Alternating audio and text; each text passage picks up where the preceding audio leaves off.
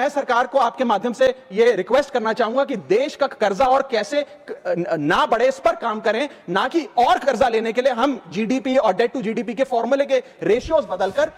और पैसा कर्जे पे ब्याज पर लेने का प्रयास करें। सर, दूसरी दिक्कत जो इस बजट में नजर आई वो ये थी कि इनकम टैक्स स्लैब में चेंज नहीं हुआ। सर, हर साल देश का आम आदमी जब वित्त मंत्री जी की बजट की स्पीच सुनता है तो वो इसलिए नहीं सुनता कि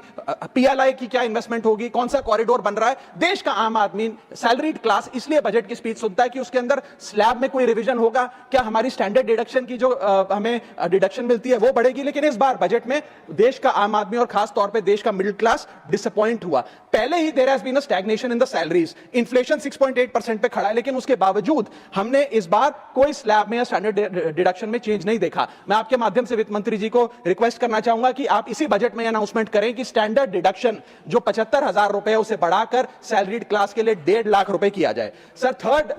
problem that was there with the budget is that there was no relief for the middle class. Sir, after a very long time in India's history the personal income tax collection was more than the corporate income tax collection, यानी कि individuals ने जो income tax भरा वो लगभग 11 लाख करोड़ के आसपास भरा, और कंपनियों ने, कॉर्पोरेट ने जो इनकम टैक्स भरा वो लगभग 9.8 लाख करोड़, यानी कि मैक्सिमम टैक्स आपको इंडिविजुअल्स के इनकम टैक्स से मिल रहा है। आप मिडिल क्लास वो टैक्स भर रहा है। आज वो दौर आ गया है कि हम मिडिल क्लास को अपलिफ्ट करें, मिडिल क्लास को पैम्पर करें, नहीं तो मिडिल क्लास एक सैंडविच की तरह रिच क्लास और पुअर क्लास में दबता चला जा रहा है। सर, राइजिंग कॉस्ट प्रेशर्स के चलते पिछले वित्तीय वर्ष में मिडिल क्लास ने देखा कि उसके एजुकेशन के खर्चे में 8% की बढ़ोतरी हुई, हेल्थ केयर 9% से महंगा हुआ, रेंट 7% से, फूड 6% से, ट्रांसपोर्ट 5% से। मेरा रिक्वेस्ट यह है माननीय फाइनेंस मिनिस्टर से कि वो इनकम टैक्स में रियायत देकर या तो मिडिल क्लास को कोई रिलीफ दें, और अगर इनकम टैक्स में रियायत नहीं दे सकती हैं तो उसकी सेविंग्स और इन्वेस्टमेंट्स पे उसको बेनिफिट दें, उसे इंसेंटिव्स दें कि वो ज्यादा बचत करे,